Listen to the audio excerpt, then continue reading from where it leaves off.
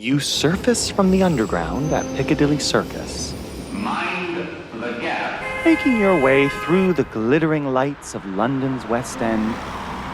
You take a turn down a quaint-looking street into the notorious neighborhood of Soho, and you arrive at our intimate cafe. Welcome to The Big Smoke, a live-recorded variety show podcast.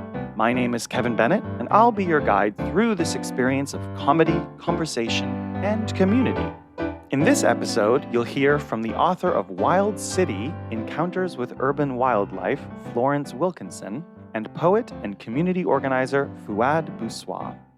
Before we get to the episode, I thought I'd tell you a bit about this show. I'm someone who's been involved in theatrical ventures my entire life.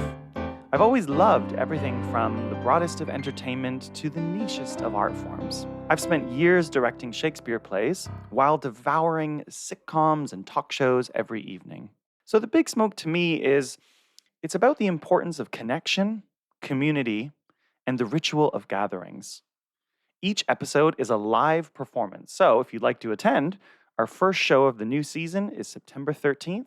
And we'll be hosting them on the second and fourth Friday of each month at Sacred Grounds Cafe in Soho. Move on to the next segment right away, because I want to get into this and make sure we have lots of time to talk about this fantastic book that I've been reading for the last couple of weeks.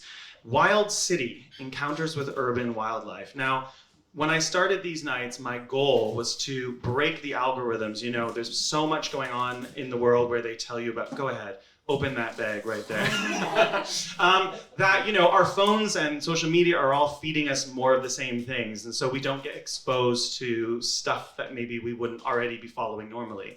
And so I gave myself a little experiment, which is to wander through Foyles, the large bookshop, and just go into a section that I would not normally walk into. So I walked into sort of a nature wildlife section, found this book, started reading it, found it fascinating, and reached out to the wonderful author to ask her if she wanted to come and chat. So I'm so thrilled that happened, and it did not come to me through the evils of the algorithm. So let me tell you a little bit about her before we bring her up.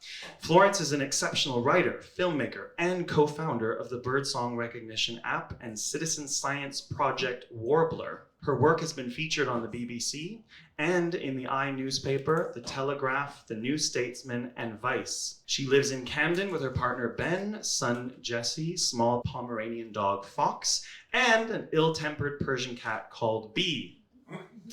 Her first book, Wild City, Encounters with Urban Wildlife, is out in paperback now. Please give a warm welcome to Florence Wilkinson. Welcome to the stage.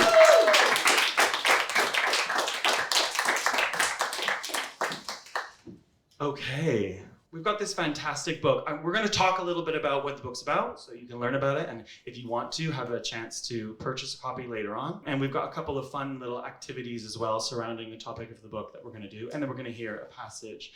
Before we hear the passage, why don't you just tell us a little bit about what the book is about?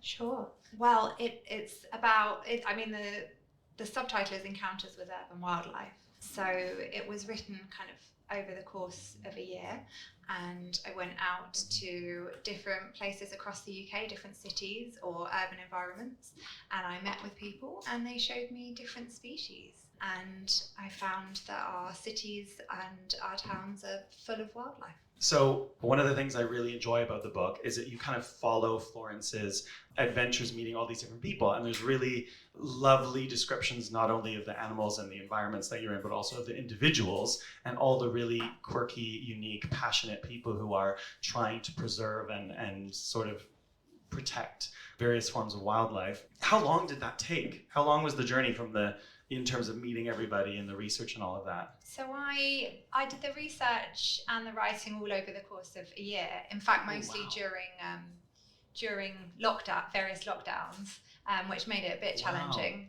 But actually, in terms of the writing, I wrote the bulk of it in 3 months. But that was after I'd kind of gone out and met with people and been on lots of excursions to different places.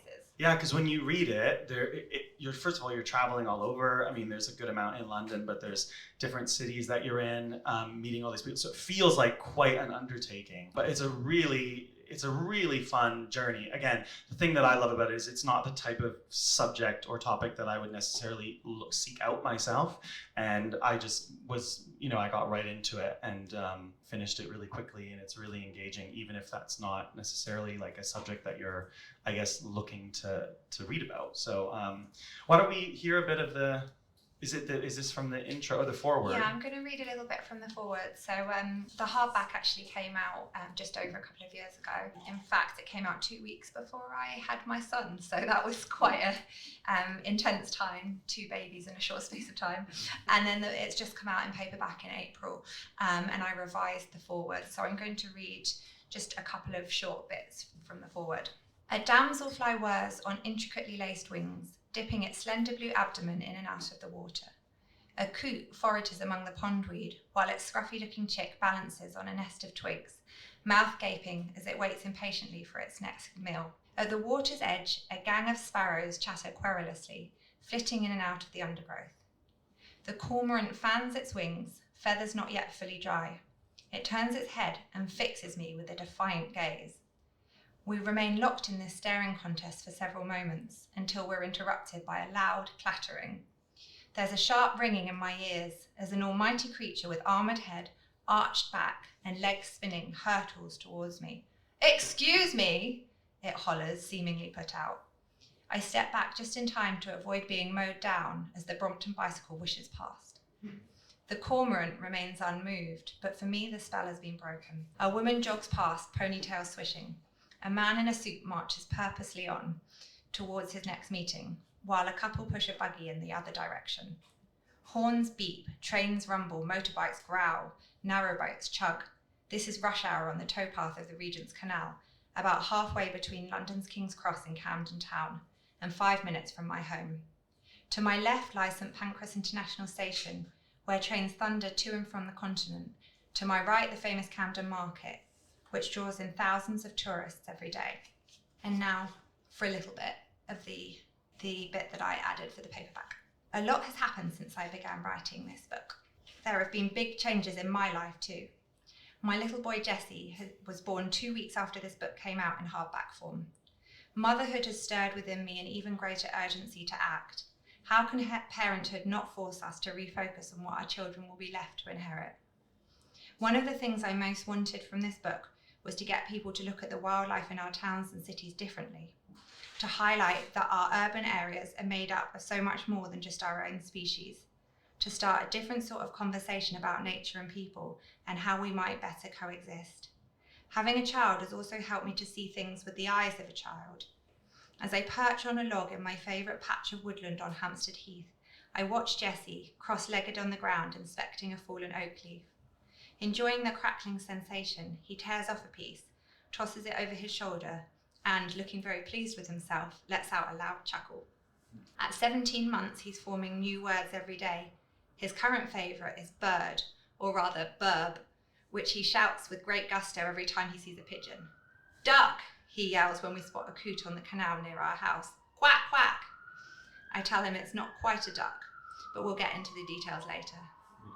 People accuse toddlers of having no attention span, but I found that when it comes to watching burbs, caressing a feather, or scrutinising the textures of an acorn, Jesse has a great deal of patience. While most of the time his brain and his legs are constantly racing, when it comes to wildlife he's able to pause and focus for prolonged periods of time. Perhaps he's his mother's son, but I think it goes further than that, to something innate within all of us, a call towards nature that must be heard. Lovely. I should thank you. I should add that just a couple of months after I wrote that, he did learn the difference between a coot and a moorhen and a duck, and now at 2 and a couple of months his bird-based knowledge is quite astonishing. It's quite extensive. I love that. It just reminds me that one of the things that is so great about the book is it's not just giving you information. There's a real story and a real kind of emotional connection to it. I guess my first question is, why urban wildlife? Why was that a topic specifically that you were interested in exploring as opposed to, I guess, wildlife anywhere else? Well, you mentioned when you were introducing me that I co-founded an app called Warblr, which is a bit like Shazam but for birds. So you record a bird singing and it tells you what species. I co-founded it with an academic, and actually when it came out, it was very, very new technology. People are kind of a bit more familiar with these sort of machine learning models now, or at least kind of the end product. But anyway, when we launched it, people kept getting in touch with me and saying, I'm hearing birds everywhere all of a sudden, even in the city. And the thing is that the birds had always been there. It's just that now that people had this app, they were listening out for them so they could then record and identify them. And I didn't actually grow up in the city. I grew up in kind of semi-rural North Essex, but I love London. I consider myself a Londoner. So for me, one of the things that I found when I moved to this city was that actually you could have different sorts of encounters with wildlife. Not only was it here and here in abundance, but you could encounter it in different sorts of ways. So kind of growing up in a semi-rural environment, I'd never got up close to a red fox. I'd only seen them far in the distance, and then I moved to London and there's one in the bathtub. So quite literally. And the cormorant that I described in my reading, again, I'd never seen a cormorant up close like that. So, you know, because we're living literally kind of cheek by jowl with wildlife in an urban environment, it means that you can encounter it in different ways. And I guess the most important point is, I think if people don't know it's here, they're not going to take an interest in it. If they're not interested in it, they're not going to want to conserve and protect it. And actually, more and more of this country and the world is becoming urbanized.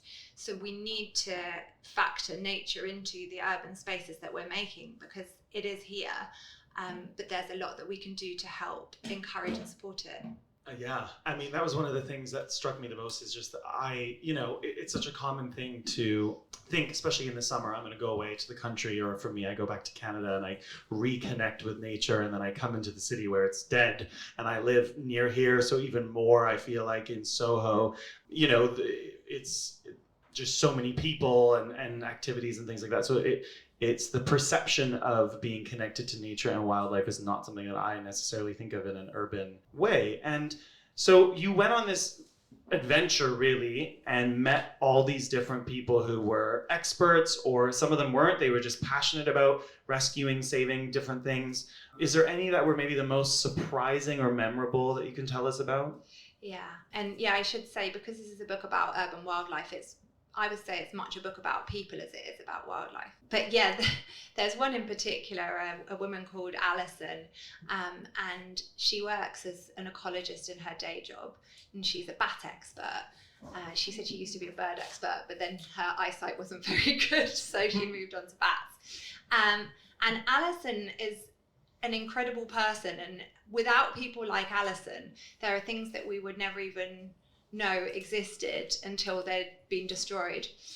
So Alison is a real thorn in the side of her local council in Kingston. Every time they try to knock something down or build something, she's there, she's watching what they're doing. She said, I saw that they were planning on redeveloping this area, and someone had started surveying it, and I didn't think they were doing a good enough job, so I did my own survey, and I found all these slow worms, and I've written a cheeky poem about it that I've published on Twitter, and I'm going to force the council to put in mitigation for the slow worms. So she goes around doing that kind of thing, bats, finding bat populations, basically blocking the council wherever they're trying to destroy anything.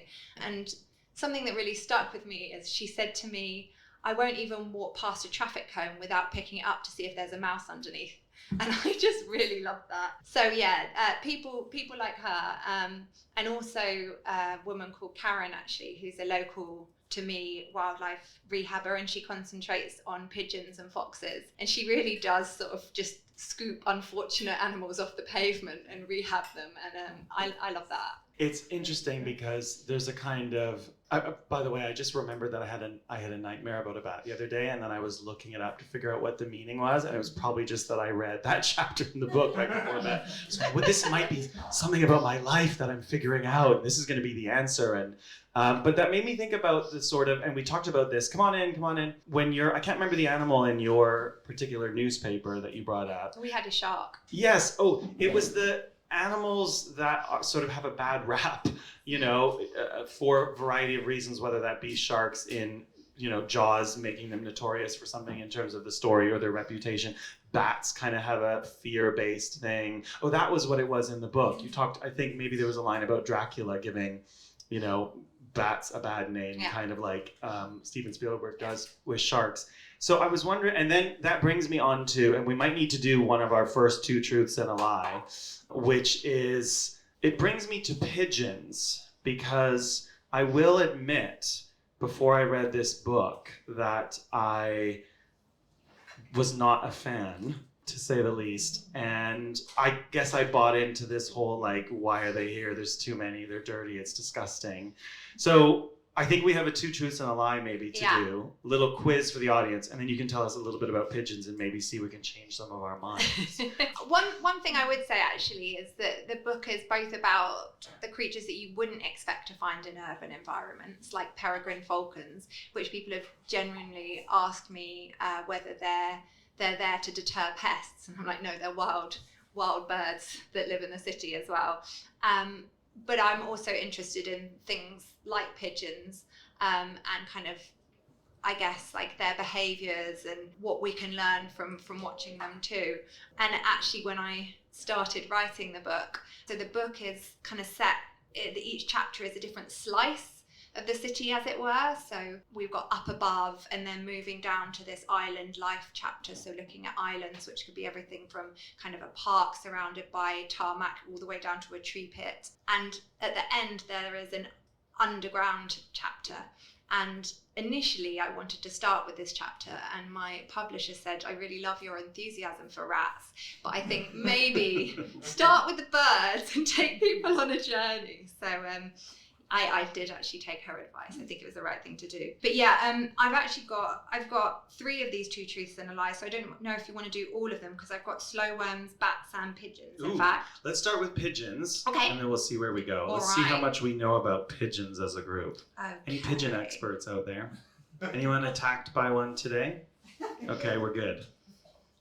All right. Okay. So 2 of these things are true, and one of them is a lie. I might have a prize. Let's see. Okay, so the first one is pigeons can recognize human faces. The second one is pigeons produce milk for their young, or squabs, that's what pigeon young are called. And the third is pigeons often have toes missing because they carry diseases. So which one is a lie? Should we do this? Maybe raise your hand for each one if you think it's the lie. So read us the first one and raise your hand if you think it's the lie. All right. So first one, pigeons can recognize human faces. One person goes, that pigeon has never remembered me. And you're still bitter about it. Okay, so only one for that one. Second one, pigeons produce milk for their young. Oh, wow. I've seen it. No, I don't know. I'm trying to think of it. All right. That's the new type in the Sacred Grounds is going to have that next. Pigeon milk. Just a very small flat white, little bit of pigeon milk. All right, and third one. So that was a lot. Okay, third one. Pigeons often have toes missing because they carry disease. That's a lie, I think. I think that's a lie. You've read the book. Oh. Never mind, I don't know. All right. I was like, I just know this. Okay, so let's go through these, shall we? Yes, tell us. So yes, pigeons can recognize human faces. In fact, whenever they see Karen, they all mob her because she feeds them. She carries seed in her handbag. Interesting. Number 2, pigeons produce milk for their young. That is true. It's actually quite close to mammalian milk, and they use lactase to produce it. But the particularly cool thing, I think, is that the males can produce it as well as the females. So, But hang on a second. Where does it come from? Their crops. Where, sorry? Out of their crops, so it comes up and out of their beaks. Oh, wow. Yep. Mm-hmm. No, they don't have nipples.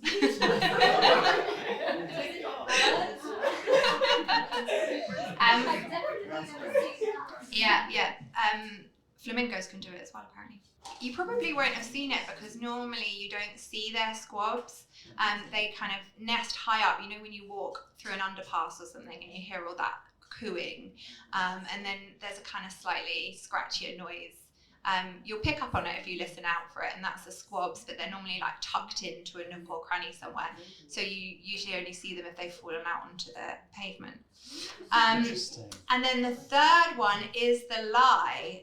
Pigeons often have no toes missing because they carry disease. They do often have toes missing, or sometimes whole feet.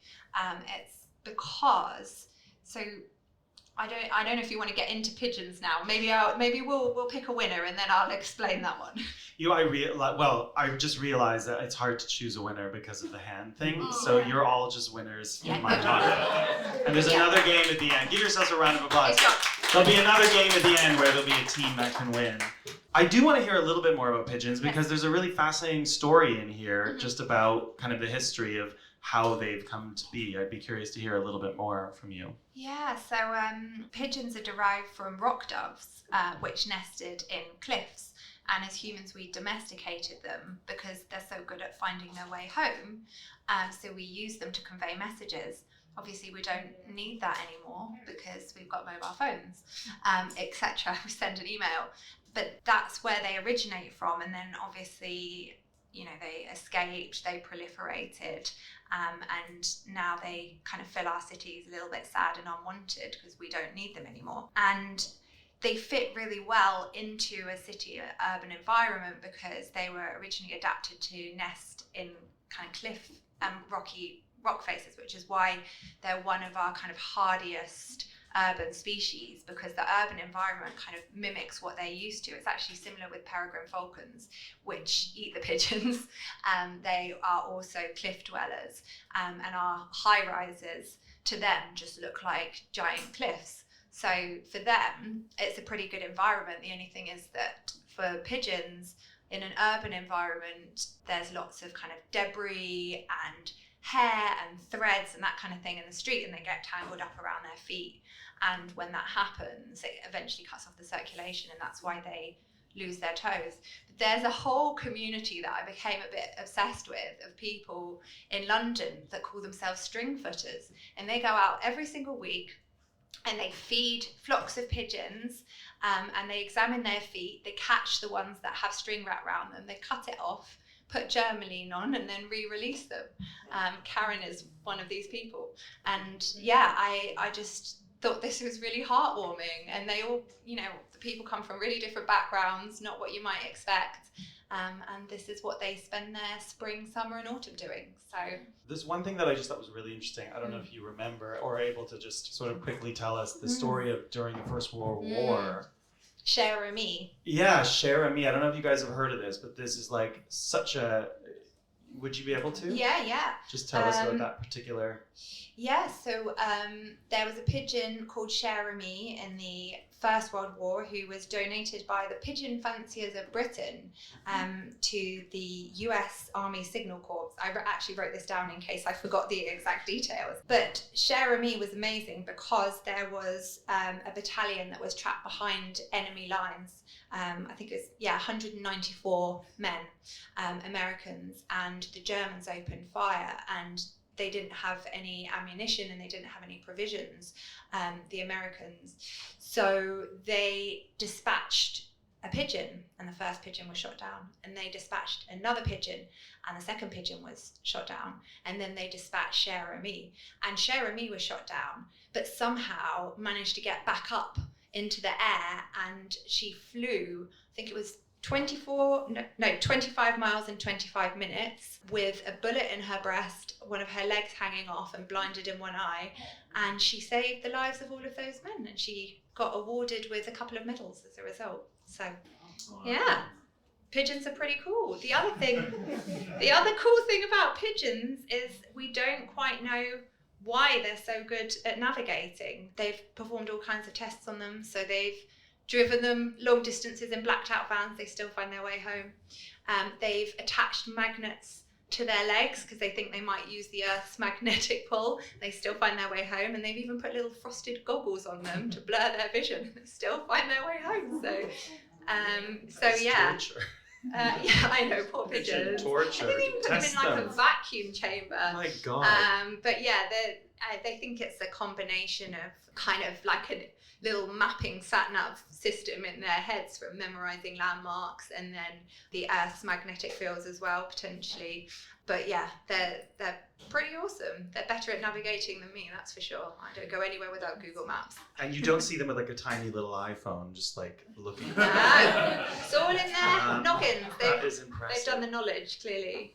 Where just for our last few minutes, I just wanted to ask you, where's your favorite spot in London to experience urban wildlife? So probably my favourite spots are either kind of the Regent's Canal, which featured in my reading, but also Hampstead Heath, which is kind of cheating a little bit. But one of the things about urban environments is you get these fragments of habitat, and places like Hampstead Heath and Richmond Park are kind of preserved fragments of quite ancient habitat, and you can see almost anything. In fact, though, you can. The best thing is to expect the unexpected. I've got a friend called the Urban Birder who I interviewed for this book, and he always says, "Look up, and you'll be amazed what you'll see." But yeah, Hampstead Heath has got to be one of my favourites because you're always going to find something up there. Any Soho specific wild adventures? Well, I'm not talking in the clubs. I did once try to break into Soho Square after dark to look for rats, but it's actually quite well protected. So That's good to know. Good to know for our Soho Society members. No one is getting in there. I just spotted that they had like a lot of rat poison there, so I wanted to see why. But Might have been to try to deter other people maybe. I would just say we've talked a lot about pigeons. but it's not all about pigeons. No, I just wanted to mention that peregrine falcons, great crested newts, water voles in Glasgow living amongst the tenement blocks where there's no water. No one knows quite how they got there or why they're there, but it's the densest population in the UK. There are lots of unexpected things to find in urban environments. There's so many interesting stories as well. I loved you told there were some details about the ravens in the tower that I thought was really interesting. Yeah. I didn't realize that he's newish, the Raven, what's he called? The Raven Master. The Raven Master. He's got a book, it's really good by the way. And he is not clipping their wings, but they're staying anyways. Pretty much, yeah. Yeah, I just thought that was fascinating. There's a great chapter about hedgehogs, which I love. Yeah, there's just so much really interesting stuff. And then also not just animals, spontaneous plants, otherwise known as weeds. Weeds, yeah. Anything you want to tell us about that in terms of, I guess in some ways I instinctively, it made sense when I was talking about allowing things to kind of exist as opposed to always cleaning it up. But do you want to tell us a little bit about that or anything surprising from that? Yeah, so I interviewed a French rebel botanist. Rebel botanists are a movement.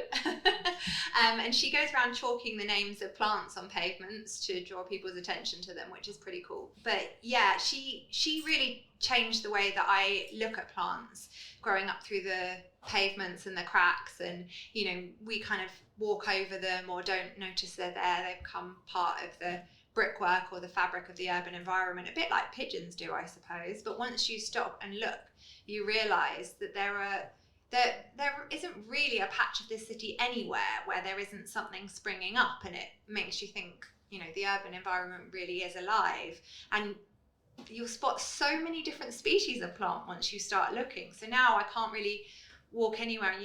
When I take my little boy to nursery every day, like we look for different plants and then we look them up, and it's a really nice part of my day. But I think I don't know if other people became conscious of this, but I guess because of the time in which I was writing the book during COVID, I noticed that in the first lockdown, the councils didn't go out and spray pesticides and cut down all of the weeds like they normally do. And normally they chop them all down before they have the chance to flower, but they didn't this time. So there are all these flowers springing up, and actually you see that a lot of these plants that we call weeds, which I now call incidental plants, have really, really beautiful flowers. And yeah, we shouldn't be using those weed killer sprays anyway. They're potentially carcinogenic to us, so it's really not a great idea. I hope we follow other countries like France and ban them soon. I saw a fox on Old Compton Street during the lockdown. That's it. I just thought I'd never seen anything but humans and a couple of bears. But anyways, so there's so much. It really is a story. It's really an emotional connection. It's a lovely book. So I recommend picking up a copy. Let's give Florence a big round of applause. In each show, we like to hear how you are fostering connection and community. We call this a parish notice. So I'll start. My parish notice for the week is I am going to try leaving my phone at home one day during this week. And the reason I feel like this fosters connection and community for me is that I'm going to go out into the world, and whenever I feel that kind of urge to, check my phone, check social media, I'm going to remind myself to connect with someone else. So whether that's start a conversation with a barista or open up a book, I'm hoping that will bring more connection into my life this week. And now, over to you. Hi, my name's Fuad, and my parish notice is to spend more time with my little sister. I want to be part of her growing and really get to kind of see what she loves and do the same things with her. I want her to know me. I have two. So the first one is going back to my secondary school to talk to some students in a couple of weeks, just to tell them about my experience since leaving secondary school and just, give them some advice and make sure that they're not scared about going into the big world and stuff after secondary school. So that's that. I'm looking forward to marking out time for me. I've been listening to a lot of Ram Dass, and this next one kind of links to that. It's a bit random, but I am looking after a Hinge Dates dog called Benny, who is 15 years old, while said date is in New Jersey. Just looking forward to spending time with a lovely dog and having my own space to become more aligned with my creativity for a week. Anyway, this was an amazing event. Thank you. A really special guest for our second guest for the evening, who I discovered, it was one of the gifts of the algorithm. So the algorithm is not all bad, the Instagram algorithm, social media, through his organization, and we're going to talk about that after he performs some of his spoken word poetry for us. So let me tell you a little bit about him. Fuad Busoir is a multi-talented Nigerian-born poet living in Southeast London. As a rising star in the poetry scene, he is a UniSlam 2024 winner. Give him a round of applause for that. Not easy stuff. At the UniSlam, he captured the votes and hearts of the judges in the final with his poem Ghost Town, which we're going to hear tonight. Fuad is also an inspiring community organizer. In December 2023, he founded the Community for Black Boys whilst at Warwick University. This community provides a space for Black men to feel, laugh, express, and grow through events such as group therapy sessions, barbering masterclasses, and well-being excursions. Can't wait to talk to him about that, but first we're going to hear a bit of his incredible poetry. So please welcome Fuad to the stage. Come on up, Fuad Busoir. Hi guys. Hi. Thank you. I don't think I ever get used to being introduced. It's so weird hearing someone talk about you. My name's Fuad. I am a spoken word poet, amongst other things. My first poem that I'm going to do is called Ghost Town, and it is sad, but it's real. It's a story about a time in December 2019. There was a young man called Baptista Ajay. He was stabbed and killed in Stratford on his way home. Returning from school, so he was stabbed in school uniform. He was, I think, 16 at the time. And what was really interesting about his death was that I recognized where he was stabbed. He was stabbed outside the McDonald's in the shopping centre, if you guys know where that is. And I was living in East London at the time, and I would always cycle around this area, and I literally had gone past that same McDonald's a couple of days ago. And then a few days after, I was cycling around again, as I normally do, with a couple of friends. And yeah, we got stalked by a group of guys who were in hoodies, balaclavas, dark clothing, and it was a really, really messy situation. And I looked about 45 degrees to my left, and I could see the McDonald's outside the Stratford Centre, and I could see the flowers in front of it, and they were wilting. and it just showed that a young black boy was killed there. And I looked around me and I realized that like this might literally be the time where I join him. So yeah, that moment spurred this poem. It's called Ghost Town. I was once best friends with a ghost. His name was Casper. On Tuesday evenings, Casper and I would link up to play football on the east side, laughing and shouting as I expertly put them before his legs. I would turn the grace of a figure skater who would be on ice since birth, shift the ball to the outside of my foot, strike hard on the point where leather meets stitch, and Casper and I would stand and watch in awe as this leather swan soared with the majesty of a fighter jet. And when it finally nestled itself in the bottom left corner of our makeshift T-tower goalposts, I would scream goal. In hindsight, this wasn't that difficult. He was a ghost and was not the best defender. Sometimes, Casper would bring along other ghost friends. Stephen would be dead by 17 to 2 cross-shaped stab wounds in his side. His left lung would betray him in an ocean of blood that looked more spilt ink than sacrifice. His mother would be in church that very Sunday asking Jesus why he turned her son's body into Judas Marcus. You see, Marcus would die a different kind of death. Life in prison. We practiced our kick-offs, never predicting that his would be the hands on the handle of the knife that took Stephen's life. Casper died at 21. A soldier lost to a war waged over an unfortunate glance, a chance meeting, a wrong place, wrong time, this whole city is wrong. I ride my bike home from the east side of London and see dead people. Boys and girls living on borrowed time like wind-up toy soldiers. Street signs have replaced the birthday sashes that they wear across their chests, because when funerals become more frequent than birthday parties, the community cracks at the edges, heaves a sigh as though heaving his last breath, and when there is no one left to mourn a dead black boy, or hold his hand as he heaves his last breath, when there is no one left to mourn a dead black boy. Was he born a ghost? I ride my bike home for this ghost town. The wind sweeps away the tears I forgot to shed at 1,000 funerals. I ride my bike home till I get stopped by a group of boys. They ask me where I'm from, where I'm going. They ask me how I am still alive. I have no answer for them. I keep going. I make it through okay, I think. I can't tell because my hands keep passing through my handlebars. I sit and I cry and cry and cry. I mourn this life lived as a ghost. I mourn my own death before it even happens. Thank you.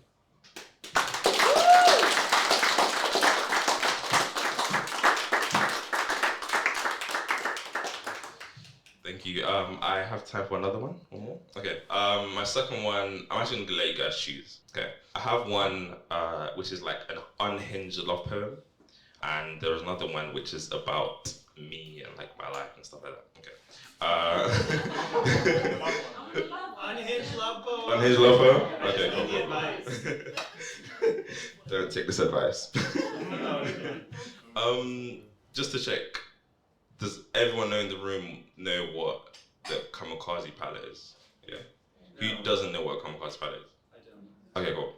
Actually, I just realized I explained it in the poem, so yeah. Pilot, yeah. It's like the... Yeah, me too. Sorry, it's the Japanese pilots who would crash their plane into enemy ships to like cause mass destruction. So yeah, this poem is called Kamikaze. I read an article the other day about how 3,000 Japanese pilots volunteered to crash into enemy ships during World War II. They threw caution to the wind, stepped into aluminium and copper coffins with smiles on their faces. Men who saw death as the purest act of love, they became Icaruses in that fall. Missiles of men whose bodies were riddled with bullet holes and shrapnel, and dreams of home, fleshed, kissed by flames and smoke and desire. They told their mothers that they would never come home again, and that was enough. Home was enough. I read this, and I thought of you. I thought of the idea of love running through their veins, for this idea that they called home. This idea that made men bleed the red of 1,000 rising suns. The article called them crazy. I called them martyrs. I love you, like a Japanese pilot in 1944. I love you, like I saw my last sunset last night and that was enough. I love you, like the seatbelt strapping me safely into my coffin is nothing more than a metaphor for the arms that you will one day hold me with. I love you, like there is nothing more beautiful than that explosion of love and light I get when I lock eyes with you. My love for you only needs enough fuel for a one-way trip. There is no coming back, no plan B, no second sunset. All I have is my love for you, and that is enough. My grandfather once said that a man is nothing more than a sum of the things that he has loved. I have made peace with being remembered as a man who loved nothing but you. I love you, like the kamikaze pilot loves his home, like the freedom fighter loves his people, like the ocean loves the moon. I love you, like I love home. Thank you. Thank you. I'm gonna grab that mic and take a seat. Yes, sorry. One more time for Fuad. Everybody. Beautiful. Yeah, I just want to get a chance to chat and share a little bit about your other projects that you're working on that are really incredible and inspiring. What got you into poetry, first of all? How long you got? Couple minutes? What got me into poetry? I've been watching poetry for a long, long time.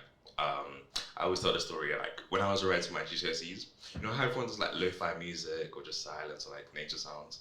I would listen to spoken word pieces while I revised. Nothing was going into my head, but it sounded nice. So yeah, I've just always loved listening to poetry. Ironically, I never thought I could write poetry.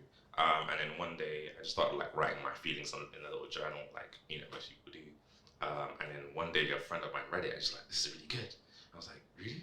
I'm like, "Yeah." So I decided to like start a little Instagram page called Poems by Icarus. It's still out there. It's just not linked to me in any way, but you can find it if you want to. And yeah, I just like had this like little motif about like the story of Icarus, and like I would post like love poems and stuff like that.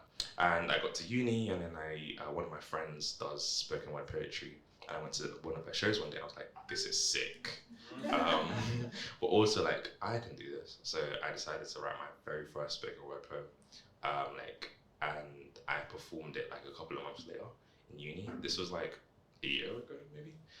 And yeah, I haven't stopped ever since. So yeah, that's a little synopsis of my poetry journey. I recommend, if you haven't been to a spoken word poetry event, to go. I've only been to a few, but it's a really active, engaging, welcoming community. And I went and saw Fuad, was it last week, I think? Yeah, or it was last 2 weeks ago at another event. And it's really, really inspiring. I love, especially just the atmosphere in the audience. They're really, really supportive and just lovely. I want to make sure that we have time to talk about For Black Boys. So tell us about what it is, first of all, so we know what it is, and maybe why you started it. Yeah, so I started a community called For Black Boys up at Warwick University. There was a play of the play has a longer name. The play is called For Black Boys Who Have Considered Suicide When the Hue Gets Too Heavy. I went to watch it like last year, and the play just goes through, it's like a long group therapy session where black men talk about their lives, the things that have affected them, you know, the good and the bad, all of the things that involves being a black male. And that play changed my life. And when I would go back to uni, I was like, I need to create a space for people who look like me, who don't look like me, but share like similar experiences, to come and talk and find community and, you know, make friends and do this and that. So in December of last year, I decided to just do it. And the main goal was to eventually get guys really talking about, you know, about their feelings and stuff like that. I was like, I can't tell them that. So what we're gonna do is we're gonna do a bunch of like fun stuff and then eventually trick them into talking about their feelings. Yeah, so we started off with a paint and sip. So like got like a bunch bunch of guys just came, that's like painting, drinking. We had like guys, rapping, singing, all that kind of stuff. It was really fun. And then after that, we did like a barbering masterclass, like you said. So like taught guys how to cut their hair. I never had anyone to teach me how to shave. I still don't know how to shave. So yeah, got like professional barbers to come in and like teach guys how to cut their hair, stuff like that. And then we did like a little like debate night thing. And like it started up really fun. And then like towards the end, we were like, okay, but do you have friends? How do you feel? And yeah, the guys were very receptive. And then we got invited to go watch the play because they ran it again this year. So I went to go watch it, and like, it was really amazing. And then a couple weeks after that, we started doing group therapy. And like first session, there was like 35 guys in the room. It was really amazing. And yeah, we talked about like the different pressures that black men face, or the pressure that they're facing in that time. And it was really great, and then we've just been going ever since. Have you guys heard of the play For Black Boys Who Have Considered Suicide When the Hue Gets Too Heavy? I just was wondering, I mean, you sort of, it was something that I thought, oh, that's obviously had a huge impact. You said it changed your life. Was there what specifically about it? I like go to the theatre like quite regularly. I'm an artsy person, but it was my first time. Like, I was lying up outside and I looked around and there was other black people, like more than one or two. So it was like really, really amazing. But I think actually watching the play was the variety of experiences on display. You had, the really studious guys who really had like a high attainment, always doing the right thing, and then, but their dad was never around because he was working so hard, to help them. You had the guys like, yeah, I get girls, all that kind of stuff. And you get to find out that he was groomed as a child and like he doesn't understand like the gravity of that situation. So there was so many different things that the play explored. I was like, there's so much range in us, and I would love to talk to other black men about it, and also to provide a space for kids and people growing up to like really find themselves, because I feel like a lot of men in general, can I swear? Of course. Oh, sorry. As much as you can. We encourage it. Yeah. Yeah, a lot of guys are fucked, and like, and some men are just like absolutely crazy, but a lot of the times it's like just lack of education, and a lack of humanization. And I wanted to, create a space to like educate guys like that is not okay. Do you know what I mean? Yeah. So how did you recruit in the beginning? How do you convince people was it just one event that it was like a fun event and you go around and Yeah, I was very tactical. So yeah, first of all, make it fun. Add alcohol, add music. That was like a good thing. But like we have like a yellow like design, that's our logo. And then I literally went around and like spoke to people and messaged every black person on my Snapchat account. It was very like intense, in-person marketing as well. And then we got like, I think in the first paint and sip we did, we had like maybe 25 people. Then we ran the same paint and sip again a month later, and the numbers had doubled. Wow. So yeah, it was really cool. What's been the most moving thing in all of the events that you've done?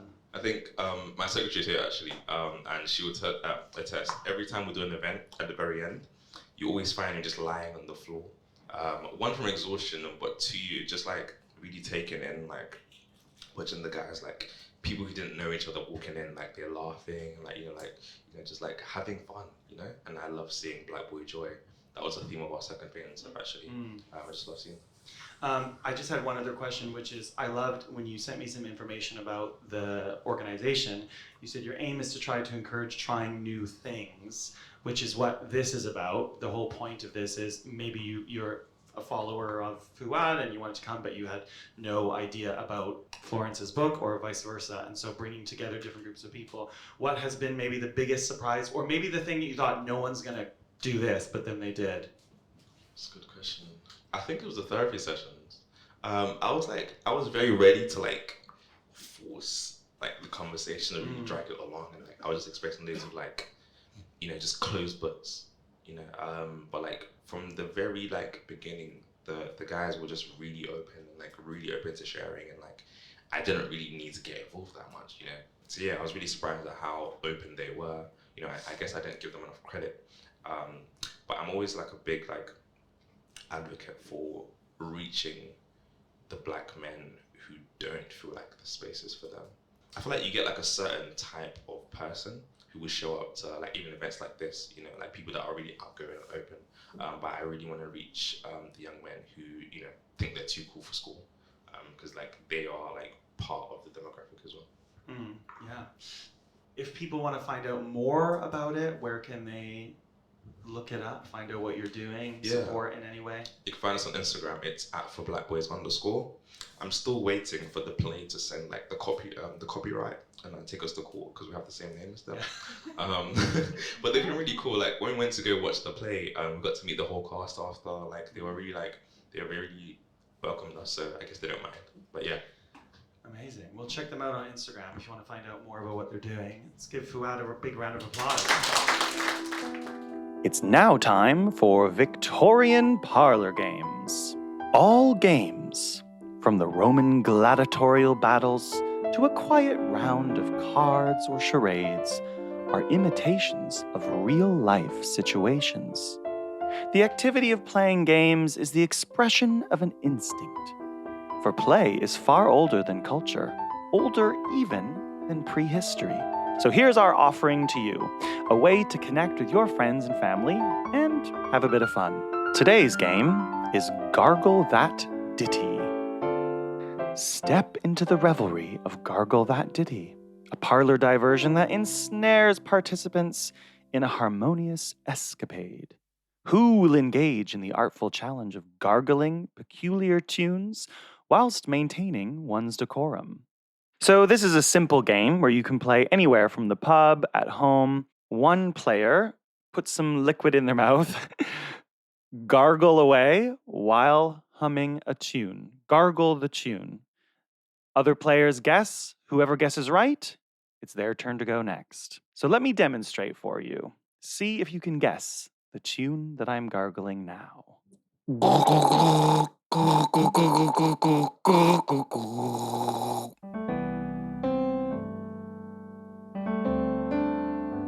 Well, that's all for this episode. If you enjoyed what you heard, we will be releasing episodes every fortnight. If you'd like to attend one of our live shows, check us out on Instagram @TheBigSmokeVariety for more information. Thanks for listening. Well, so long until we meet again. I'm so glad that you were here, my friends. And the time may be fast, but good friendships will last. So long until we meet again. Good night, everybody.